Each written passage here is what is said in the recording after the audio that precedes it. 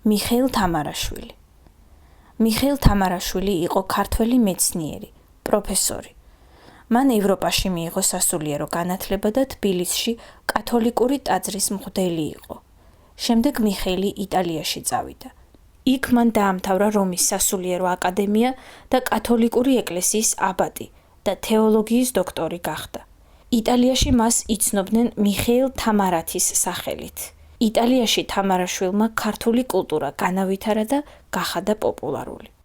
სამწუხაროდ თამარაშვილის ცხოვრება ტრაგიკულად დამთავრდა. 1911 წელს მიხეილი სანტა მარინელასთან დაიხრჩო.